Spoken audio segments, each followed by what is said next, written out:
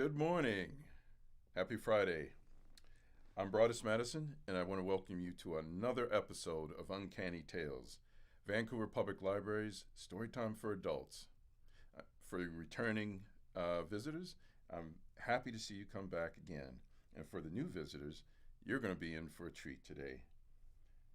We're broadcasting from the unceded homelands of the Musqueam, Squamish, and Tsleil-Waututh peoples.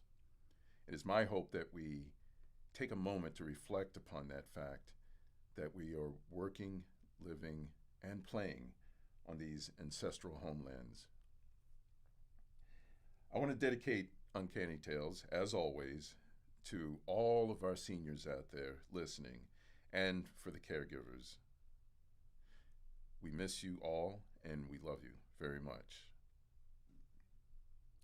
Special shout out today to the memory of Miss Kelso. She was my librarian back in elementary school. And when back in our days, when we got punished, we had to go to the library and shelve all the books. And Miss Kelso was so very nice to us. And she was the one that inspired me eventually to become a librarian myself and to enjoy books as a portal to different lives, different adventures. So this is dedicated to Miss Kelso's memory from Campfield Elementary School. Now, today, got a special treat for you. I'm going to be reading you a couple of Japanese fairy tales. They have been compiled by Yei Theodora Ozaki in 1908. And she dedicated this collection of fairy tales to her friend, Eleanor Marion Crawford. And dedication went like this. I dedicate this book to you and to the sweet child friendship that you gave me in days spent with you by the southern sea, when you used to listen with unfeigned pleasure to these fairy tales from far away Japan. May they now remind you of my changeless love and remembrance. Tokyo, 1908. All right. That was very touching. So I have this collection of fairy tales, and I'm going to pick one today. I'm going to start off with this one because I think it's actually kind of fun. And if we have time, we'll get into another one. So the first story for today is the story of Urashima Taro, the fisher lad. Long, long ago, in the province of Tango, there lived on the shore of Japan, in the little fishing village of Mizu no Ye, a young fisherman named Urashima Taro. His father had been a fisherman before him, and his skill had more than doubly descended to his son. For Urashima was the most skillful fisher in all that countryside, and could catch more bonito and tai in a day than his comrades could in an entire week. But in the little fishing village, more than ever, for being a clever fisher of the sea, was he known for his very kind heart. In his whole life he had never hurt anything, either great or small, and when a boy, his companions had always laughed at him, for he would never join with them in teasing animals, but always instead tried to keep them from doing this cruel sport. One soft summer twilight, he was going home at the end of a day's fishing when he came upon a group of children. They were all screaming and talking at the tops of their voices and seemed to be in a state of great excitement about something. And on his going up to see them, what was going on, he saw that they were tormenting a tortoise. First, one boy pulled it this way, and then another boy pulled it that way, and while a third child beat it with a stick, and the fourth hammered on its shell with a stone. Now, Urashima felt very sorry for the poor tortoise and made up his mind to rescue it. He spoke to the boys. Now, look here, boys. You are treating that poor tortoise so badly that it will soon die. The boys, who were all of an age when children seem to delight in being cruel to animals, took no notice of Urashima's gentle reproof, but went on teasing it as before. One of the older boys answered, "Who cares whether it lives or dies? We do not. Here, boys, go on, go on." And they began to treat the poor tortoise more cruelly than ever. Urashima waited a moment, turning over in his mind what would be the best way to deal with the boys. He would try to persuade them to give the tortoise up to him, so he smiled at them and said, "Now I'm sure you are all good, kind boys. Now won't you give me the tortoise? I should like to have it so very much." "No, we won't give you the tortoise," said one of the boys. "And why should we? We caught it ourselves." "Now what you say is true," said Urashima, "but I do not ask you to give it to me for nothing. I will give you some money for it. In other words, the Oji-san will buy it off of you. Won't that do for you, my boys?" Now he held up the money to them, all strung together on a piece of string through a hole in the center of each coin. "Look, boys, you can buy anything you'd like with this money. You can do much more with this money than you can with that poor tortoise. Now, see what good boys you are to listen to me." Now, the boys are not bad boys at all. They were only mischievous.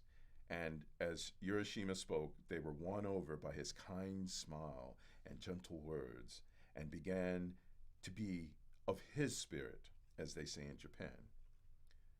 Gradually, they all came up to him, the ringleader of the little band holding out the tortoise to him. "Very well, Oji-san. We will give you the tortoise if you will give us the money."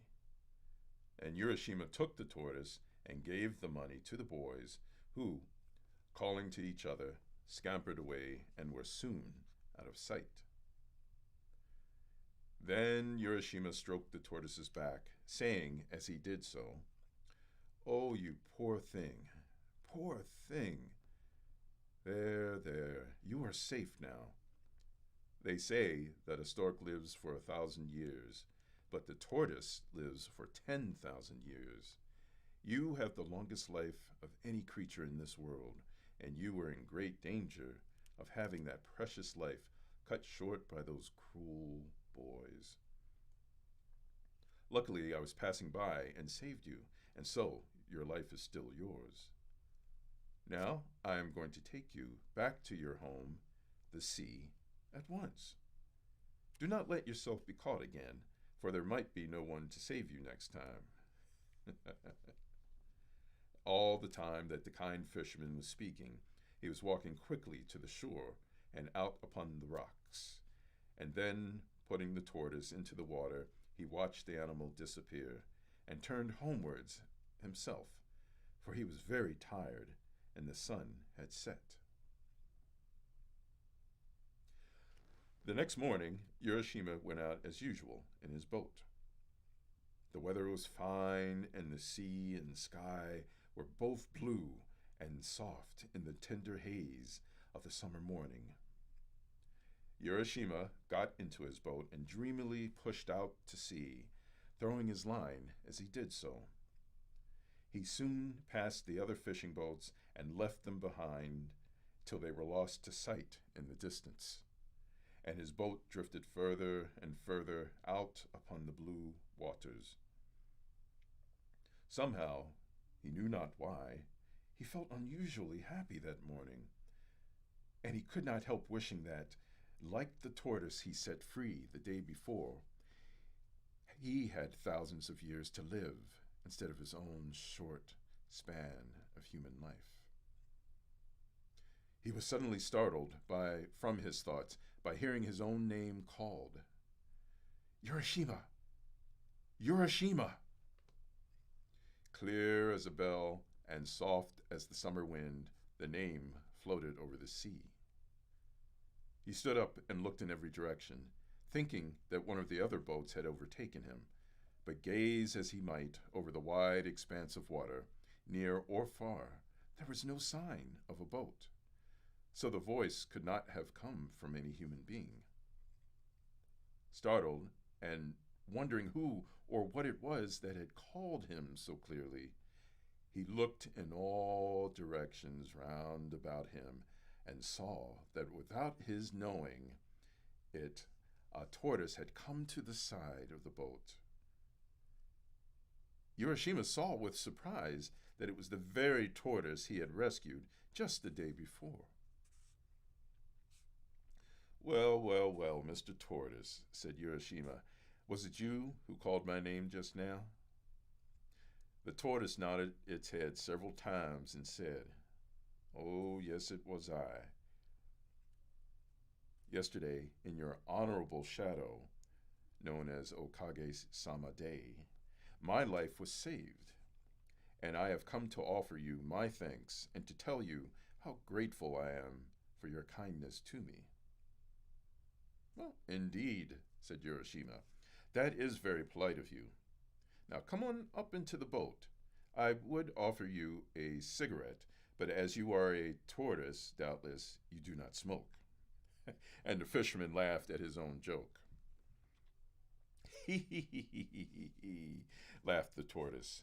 "Sake, which is rice wine, is my favorite refreshment, but I do not care for tobacco too much." "Indeed," said Urashima, "I regret very much that I have no sake in my boat to offer you. But come on up and dry your back in the sun. Tortoises always love to do that." So the tortoise climbed into the boat, the fisherman helping him, and after an exchange of complimentary speeches, the tortoise said, "Have you ever been to Rinjin, the palace of the Dragon King of the Sea, Urashima?" The fisherman shook his head and replied, "No. Year after year the sea has been my home, but though I have often heard of the Dragon King's realm under the sea, I have never yet set eyes on that wonderful place. It must be very far away, if it exists at all." "Oh, is that really so? You have never seen the Sea King's palace? Then you have missed seeing one of the most wonderful sights in the whole universe. It is far away at the bottom of the sea, but if I take you there, we shall soon reach the place. If you would like to see the Sea King's land, I will be your guide." "I should like to go there, certainly, and you are very kind to think of taking me, but you must remember that I am only a poor mortal and have not the power of swimming like a sea creature such as you are." Before the fisherman could say anything else, the tortoise stopped him, saying, "What? You need not swim yourself. If you will ride on my back, I will take you without any trouble on your part." "But," said Urashima, "how is it possible for me to ride on your small back?" It may seem absurd to you, but I assure you that you can do so. Now try it once. Just come and get on my back and see if it is as impossible as you think." As the tortoise finished speaking, Urashima looked at its shell, and, strange to say, he saw that the creature had grown suddenly so big that a man could easily sit on its back. "Whoa, this is strange indeed," said Urashima. "Mr. Tortoise, with your kind permission, I will, in fact, get on your back." "Doko Isho," he exclaimed as he jumped on, which means, "all right." The tortoise, with an unmoved face, as if this strange proceeding were quite an ordinary event, said, "Now we will set out at our leisure." And with these words, he leapt into the sea with Urashima on his back. Down through the water the tortoise dived. For a long time, these two strange companions rowed through the sea. Urashima never grew tired, nor his clothes moist with the water. Finally, at last, far away in the distance, a magnificent gate appeared, and behind the gate, the long, sloping roofs of a palace on the horizon. "Yah!" exclaimed Urashima. "That looks like the gate of some large palace just appearing. Mr. Tortoise, can you tell what that place is that we can now see?" "That is the great gate of the Rin-Jin Palace. The large roof that you see behind the gate is the Sea King's palace itself." "Then we have come at last to the realm of the Sea King and to his palace," said Urashima. "Yes, indeed," answered the tortoise. "And don't you think we have come very quickly?" And while he was speaking, the tortoise reached the side of the gate. "And here we are, and you must please walk from here." The tortoise now went in front, and speaking to the gatekeeper said, "This is Urashima Taro from the Kingdom of Japan, and I have had the honor of bringing him as a visitor to this kingdom. Please show him the way." Then the gatekeeper, who was a fish, at once led the way through the gate before them. The red bream, the flounder, the sole, the cuttlefish, and all the chief vassals of the Dragon King of the sea now came out with courtly bows to welcome the stranger. "Urashima-sama, Urashima-sama, welcome to the Sea Palace, the home of the Dragon King of the sea. Thrice welcome are you, having come from such a distant country. And you, Mr. Tortoise, we are greatly indebted to you for all your trouble in bringing Urashima here." Then, turning again to Urashima, they said, "Please follow us this way." And from here, the whole band of fishes became his guides. Urashima, being only a poor fisher lad, did not know how to behave in a palace. But, being strange though it was all to him, he did not feel ashamed or embarrassed, but followed his kind guides quite calmly, where they led to the inner palace. When he reached the portals, a beautiful princess with her attendant maidens came out to welcome him.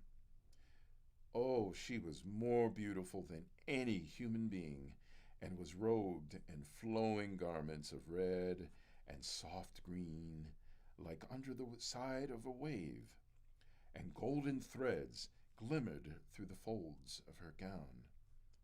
Her lovely black hair streamed over her shoulders in the fashion of a king's daughter many hundreds of years ago. And when she spoke, her voice sounded like music over water. Urashima was lost in wonder while he looked upon her, and he could not speak. Then he remembered that he ought to bow, but before he could make a low obeisance, the princess took him by the hand and led him to a beautiful hall and to the seat of honor at the upper end, and bade him be seated. "Urashima Taro, it gives me the highest pleasure to welcome you to my father's kingdom," said the princess. "Yesterday you set free a tortoise, and I have sent for you to thank you for saving my life, for I was that tortoise.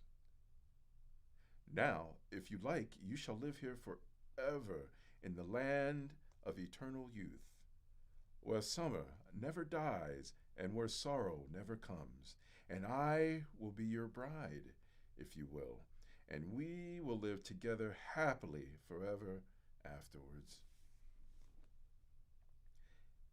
And as Urashima listened to her sweet words and gazed upon her lovely face, his heart was filled with a wonder and joy, and he answered her, wondering if it were not all a dream. Thank you 1,000 times for your kind speech. There is nothing I could wish for more than to be permitted to stay here with you in this beautiful land, of which I have often heard, but have never seen to this day. Beyond all words, this is the most wonderful place I have ever seen. While he was speaking, a train of fishes appeared, all dressed in ceremonial, trailing garments. One by one, silently and with stately steps, they entered the hall, bearing on coral trays delicacies of fish and seaweed, such as no one can dream of. And this wondrous feast was set before the bride and bridegroom. The bridal was celebrated with dazzling splendor, and in the Sea King's realm there was great rejoicing. As soon as the young pair had pledged themselves in the wedding cup of wine, 3 times 3, music was played and songs were sung, and fishes with silver scales and golden tails stepped in from the waves and danced. Urashima enjoyed himself with all his heart. Never in his whole life had he sat down to such a marvelous feast. When the feast was over, the princes asked the bridegroom if he would like to walk through the palace and see all there was to be seen. Then the happy fisherman, following his bride, the Sea King's daughter, was shown all the wonders of that enchanted land where youth and joy go hand in hand, and neither time nor age can touch them.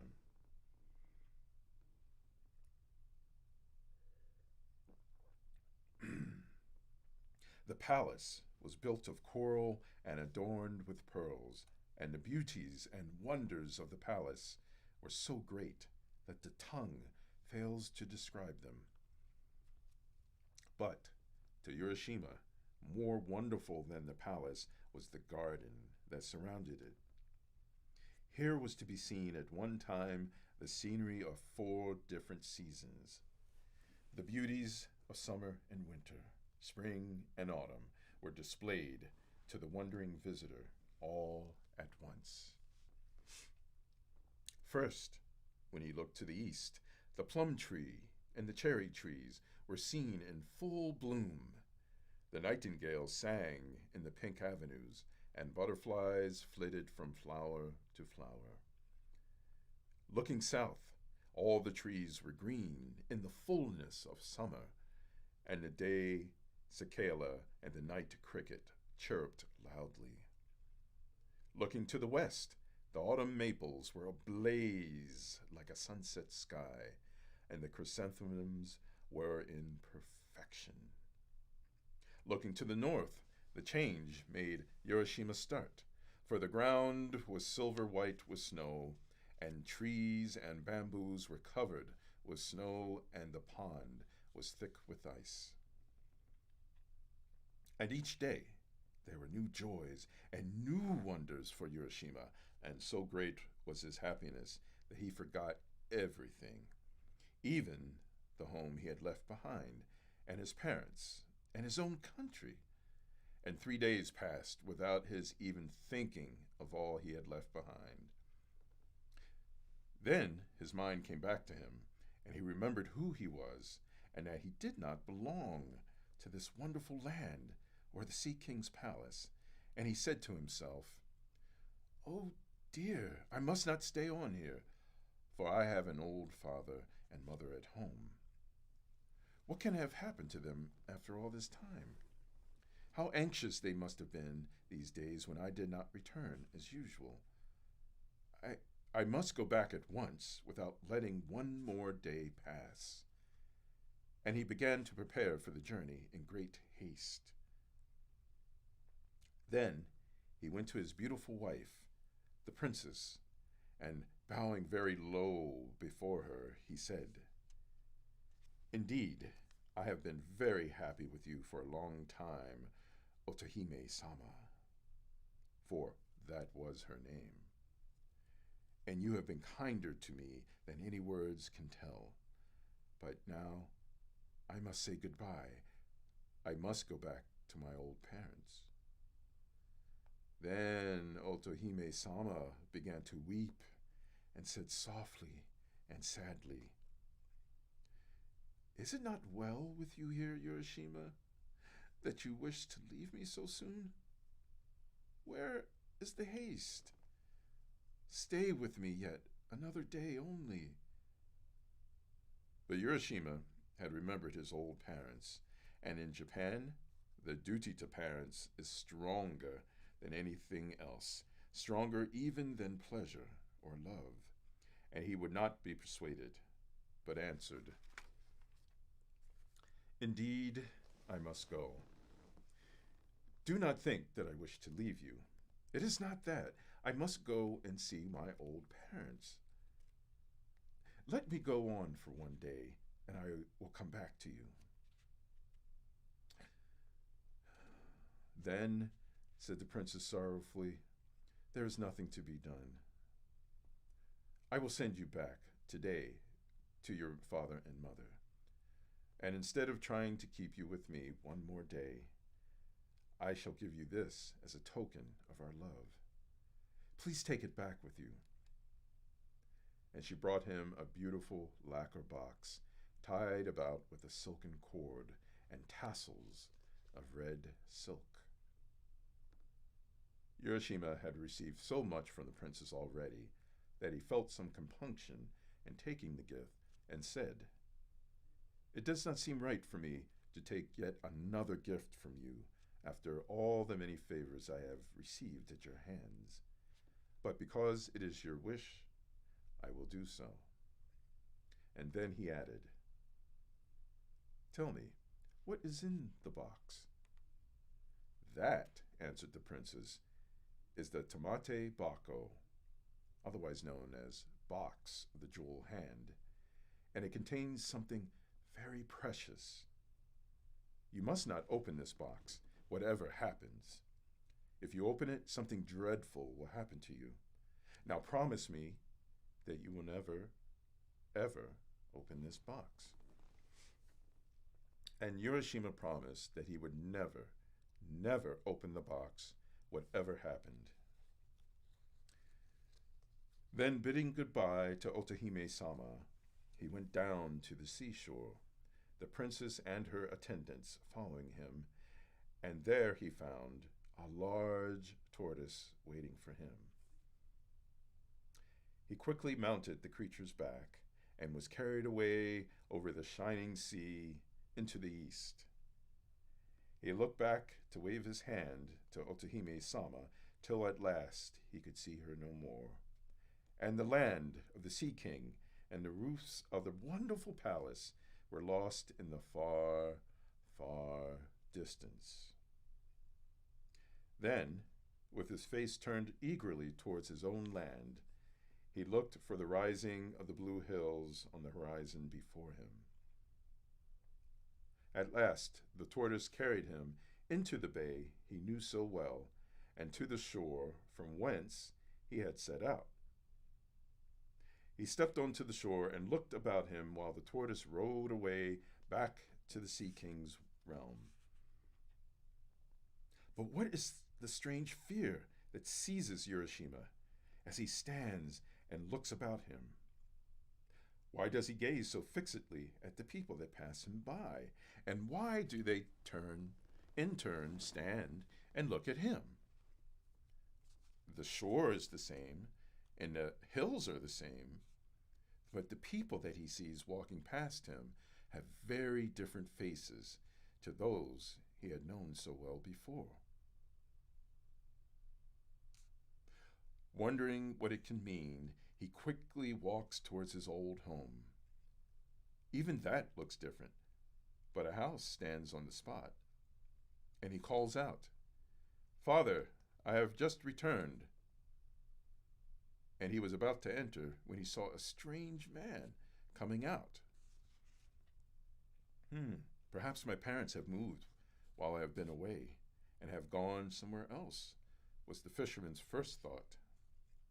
Somehow he began to feel strangely anxious, and he could not tell why. Excuse me, said he to the man who was staring at him, but till within the last few days I have lived in this house. My name is Urashima Taro. Where have my parents gone, whom I have left here? Ooh, a very bewildered expression came over the face of the man, and still gazing intently on Urashima's face, he said, What? Are you Urashima Taro? Yes, said the fisherman, I am Urashima Taro. Laughed the man. You must not make such jokes. It is true that once upon a time a man called Urashima Taro did live in this village, but that is a story 300 years old. He could not possibly be alive now. When Urashima heard these strange words, he was frightened and said, Oh, please, please, you must not joke with me. I am greatly perplexed. I am really Urashima Taro, and I certainly have not lived for 300 years. Till 4 or 5 days ago, I lived on this spot. Tell me what I want to know without more joking, please. But the man's face grew more and more grave, and he answered, Well, you may or may not be Urashima Taro, I don't know. But the Urashima Taro of whom I have heard is a man who lived 300 years ago. Perhaps you are his spirit, come to revisit your old home. Why do you mock me? Said Urashima. I am no spirit. I am a living man. Do you not see my feet? And don, he stamped on the ground, first with one foot, then with the other foot to show this man. Japanese ghosts have no feet. But Urashima Taro lived 300 years ago. That is all I know. It is written in the village chronicles, persisted the man, who could not believe what the fisherman said. Urashima was lost in bewilderment and trouble. He stood looking all around him, terribly puzzled, and indeed, something in the appearance of everything was different to what he remembered before he went away. And the awful feeling came over him that what the man said was perhaps true. He seemed to be in a strange dream. The few days he had spent in the Sea King's palace beyond the sea had not been days at all. They had been hundreds of years, and in that time his parents had died, and all the people he had ever known, and the village had written down this story. There was no use in staying here any longer. He must get back to his beautiful wife beyond the sea. He made his way back to the beach, carrying in his hand the box which the princess has given him. But which was the way? He could not find it alone. Suddenly, he remembered the box, the tamate bako. The princess told me, when she gave me the box, never to open it, that it contained a very precious thing. But now that I have no home, now that I have lost everything that was dear to me here, and my heart grows thin with sadness at such a time, if I open the box, surely I shall find something that will help me, something that will show me the way back to my beautiful princess over the sea. There is nothing else for me to do now. Yes, I will open the box and look in. So his heart consented to this act of disobedience, and he tried to persuade himself that he was doing the right thing, and breaking his promise. Slowly, very slowly, he untied the red silk cord. Slowly and wonderingly, he lifted the lid of the precious box. And what did he find? Strange to say, only a beautiful little purple cloud rose up out of the box in 3 soft wisps. For an instant, it covered his face and wavered over him as if loath to go, and then it floated away like a vapor over the sea. Urashima, who had been till that very moment like a strong and handsome youth of 24, suddenly became very, very old. His back doubled over with age, his hair turned snowy white, his face wrinkled, and he fell down dead on the beach. Poor Urashima. Because of his disobedience, he could never return to the Sea King's realm or the lovely princess beyond the sea. My friends, never be disobedient to those who are wiser than you, for disobedience was the beginning of all the miseries and sorrows of life. Poor Urashima. Well, how'd you guys feel about that one? Go ahead and put your comments in the chat if you'd like. I kind of like that one. It's very sad, but it was very wonderful at the same time. Just thinking about the palace of the Sea King. Very sad. While I'm getting ready for the next story, I'll have my wonderful teammates put a couple of links into the chat for you. They will be some upcoming events in the next weeks. But I'm so interested in these fairy tales. I'm going to go ahead and read you another one. So, are you ready? All right. Now, this is also a Japanese fairy tale. This one's called My Lord Bag of Rice. Long, long ago there lived in Japan a brave warrior known to all as Tarawa Toda, or otherwise known as My Lord Bag of Rice.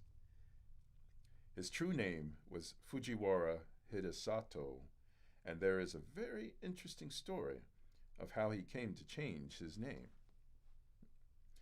One day he sallied forth in search of adventures, for he had the nature of a warrior and could not bear to be idle.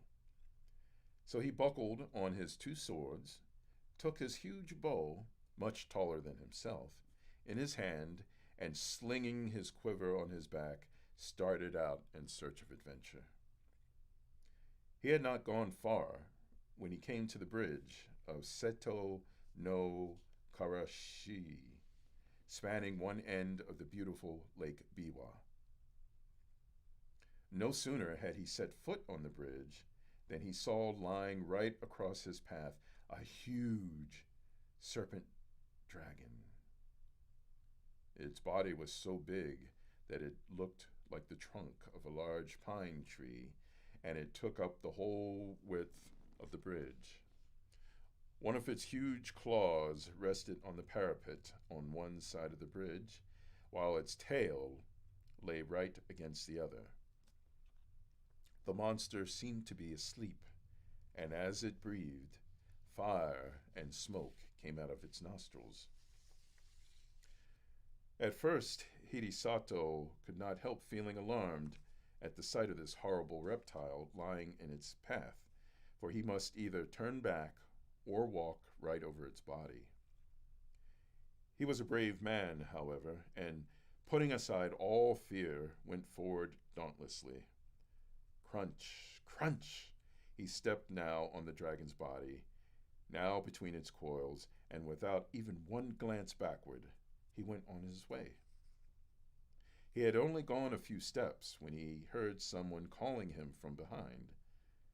On turning back, he was much surprised to see that the monster dragon had disappeared entirely, and in its place was a strange looking man who was bowing most ceremoniously to the ground. His red hair streamed over his shoulders and was surmounted by a crown in the shape of a dragon's head, and his sea green dress was patterned with shells. Hidesato knew at once that this was no ordinary mortal, and he wondered much at the strange occurrence. Where had the dragon gone in such a short space of time? Or had it transformed itself into this man? And what did the whole thing mean? While these thoughts passed through his mind, he had come up to the man on the bridge and now addressed him. "Was it you that called me just now?" "Oh, yes, it was I," answered the man. "I have an earnest request to make to you. Do you think you could grant it to me?" "If it is in my power to do so, I will," answered Hidesato. "But first, tell me who you are." "I am the Dragon King of the lake, and my home is in these waters just under this bridge." "And what is it you have to ask of me?" said Hidesato. "I want you to kill my mortal enemy, the centipede, who lives on the mountain beyond." And the Dragon King pointed to a high peak on the opposite shore of the lake. "I have lived now for many years in this lake, and I have a large family of children and grandchildren. And for some time past, we have lived in terror, for a monster centipede has discovered our home, and night after night after night, it comes and carries off one of my family. I am powerless to save them. If it goes on much longer like this, not only shall I lose all my children, but I myself must fall victim to the monster. I am, therefore, very unhappy, and in my extremity I determined to ask the help of a human being. For many days, with this intention, I have waited on the bridge in the shape of the horrible serpent dragon that you saw, in the hope that some strong, brave man would come along. But all who came this way, as soon as they saw me, were terrified and ran away as fast as they could. You are the first man I have found able to look at me without fear, so I knew at once that you were a man of great courage. I beg you now to have pity on me. Will you not help me and kill my enemy, the centipede?" Hidesato felt very sorry for the Dragon King on hearing his story, and readily promised to do what he could to help him. The warrior asked where the centipede lived, so that he might attack the creature at once.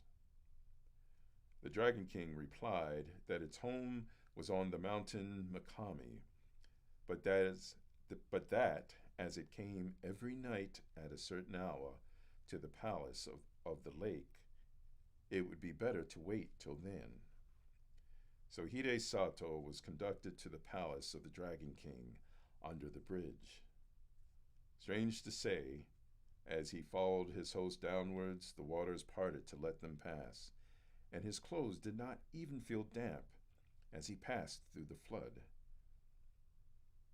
Never had Hidesato seen anything so beautiful as this palace built of white marble beneath the lake.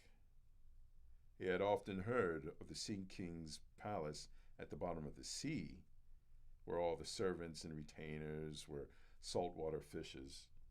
But here was a magnificent building in the heart of Lake Biwa.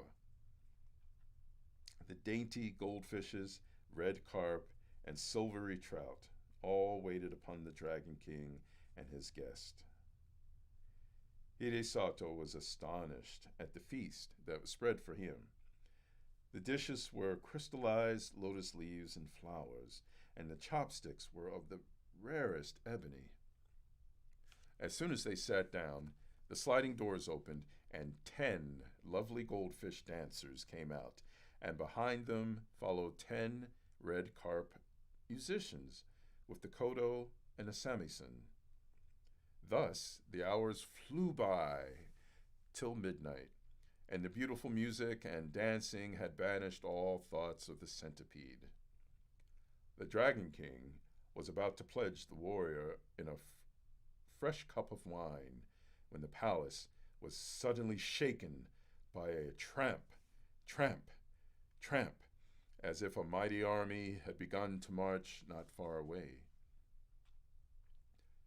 Hidesato and his host rose to their feet and rushed to the balcony, and the warrior saw on the opposite mountain 2 great balls of glowing fire come nearer and nearer. The Dragon King stood by the warrior's side, trembling with fear. The centipede, the centipede! Those 2 balls of fire are its eyes. It is coming for its prey. Now is the time to kill it. Hidesato looked where his host pointed, and in the dim light of the starlit evening, behind 2 balls of fire, he saw the long body of an enormous centipede winding round the mountains, and the light in its 100 feet glowed like so many distant lanterns moving slowly toward the shore. Hidesato showed not the least sign of fear. He tried to calm the Dragon King. "Don't be afraid. I shall surely kill the centipede. Just bring me my bow and arrows." The Dragon King did as he was bid, and the warrior noticed that he had only 3 arrows left in his quiver. He took the bow and fitted an arrow to the notch, took careful aim, and let fly. The arrow hit the centipede right in the middle of its head, but instead of penetrating, it glanced off harmless and fell to the ground. Nothing daunted, Hidesato took another arrow, fitted it to the notch of the bow, and let fly. Again, the arrow hit the mark. It struck the centipede right in the middle of its head, only to glance off and fall to the ground. The centipede was invulnerable to weapons. When the Dragon King saw that even his brave warrior's arrows were powerless to kill the centipede, he lost heart and began to tremble again with fear. The warrior saw that he had now only 1 arrow left in his quiver, and if this one failed, he could not kill the centipede. He looked across the waters. The huge reptile had wound its horrid body 7 times round the mountain and would soon come down to the lake. Nearer and nearer gleamed the fireballs of eyes, and the light of its 100 feet began to throw reflections in the still waters of the lake. Then suddenly, the warrior remembered that he had heard that human saliva was deadly to centipedes. But this was no ordinary centipede. This was so monstrous that even to think of such a creature made one creep with horror. Hidesato determined to try his last chance. So, taking his last arrow and first putting the end of it in his mouth, he fitted the notch to his bow, took careful aim once more, and let fly.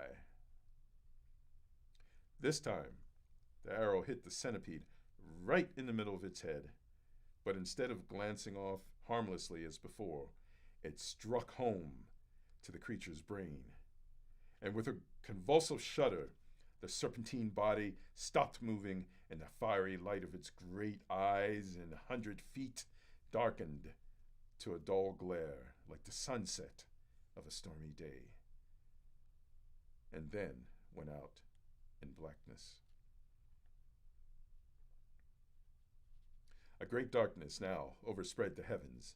The thunder rolled and the lightning flashed. and the wind roared in fury, and it seemed as if the world were coming to an end. The Dragon King and his children and retainers all crouched in different parts of the palace, frightened to death, for the building was shaken to its foundation.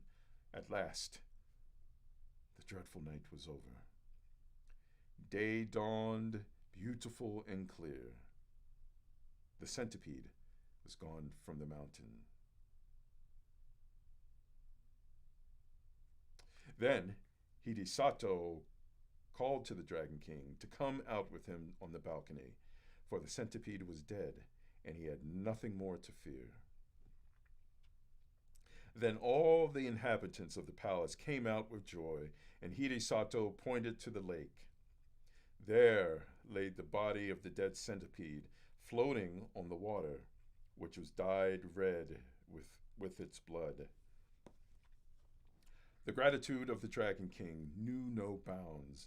The whole family came and bowed down before the warrior, calling him their preserver and the bravest warrior in all Japan. Another feast was prepared, more sumptuous than the first. All kinds of fish, prepared in every imaginable way, raw, stewed, boiled, roasted, served on coral trays and crystal dishes, were put out before him, and the wine was the best that Hidesato had ever tasted in his life. To add to the beauty of everything, the sun shone brightly, the lake glittered like a liquid diamond, and the palace was 1,000 times more beautiful by day than by night. His host tried to persuade the warrior to stay a few days, but Hidesato insisted on going home, saying that he had now finished what he had come to do and must return. The Dragon King and his family were all very sorry to have him leave so soon.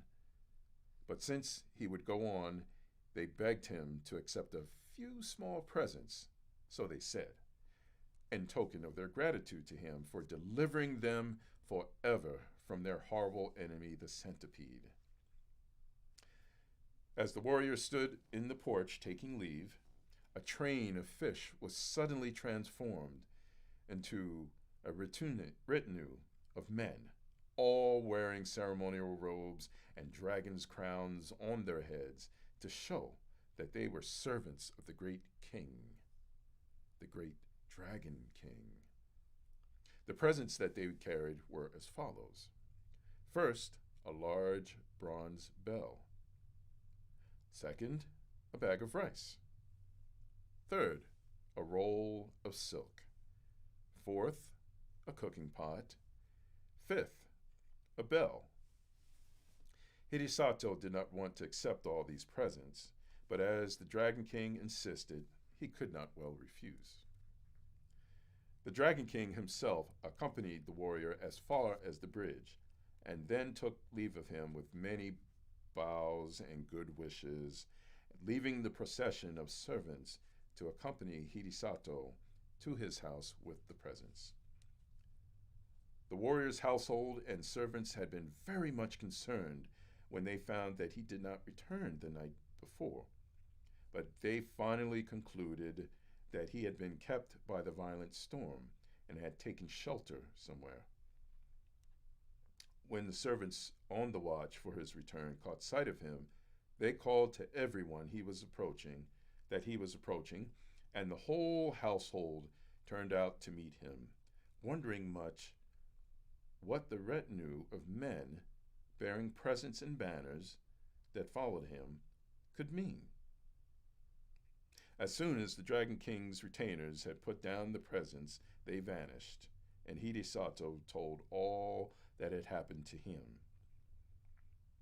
The presents which he had received from the grateful Dragon King were found to be of magic power.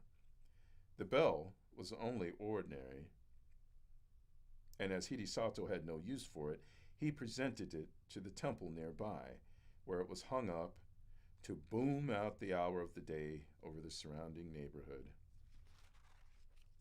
The single bag of rice, however, was however much was taken from it, day after day, for the meals of the night, and his whole family never grew less. The supply in the bag was inexhaustible. The roll of silk, too, never grew shorter, though time after time after time, long pieces were cut off to make the warrior a new suit of clothes to go to court in at the new year. The cooking pot was wonderful, too. No matter what was put into it, it cooked deliciously whatever was wanted without any firing. Truly a very economical saucepan. The fame of Hirisato's fortune spread far and wide, and as there was no need for him to spend money on rice or silk or firing, he became very rich and prosperous, and was henceforth known as my Lord Bag of Rice. Boy, I wish I would have a saucepan that would cook everything without heat or flame, or a bag of rice that never emptied, and a roll of silk. I'd never have to go shopping for clothes again. What would you wish for if you had done something heroic for the Dragon King? Mm-hmm. Well, I hope you really enjoyed these two fairy tales. We're going to have in our chat, we're going to put in some links for some upcoming programs. And it's been a wonderful experience once again, to read these stories to you today. And I hope that it instills in you the joy of reading aloud to friends, family, or loved ones. It's such a wonderful thing. And I'm very thankful to Miss Kelso way back when, that taught us about the love of books and the love of reading aloud. Uncanny Tales would not be possible without the dynamic duo of Leah and Megan, working behind the scenes to make sure that I'm able to tell these stories to you. I really appreciate them very much. Let us hear back from you via our feedback link in the chat, or drop us an email at programs@vpl.ca. Our next event is going to be, and it's going to be our last episode. I'm so sad about that. Our next Uncanny Tales is going to be April 23rd at 10 a.m. here. And that's going to be our last one, but I hope it's going to be a fun one. I'm going to have maybe a fairy tale, maybe another horror story, who knows. But in any case, I hope you join back for that last episode. Until next time, it's been a pleasure once again, and I look forward to seeing you. All right. Take care.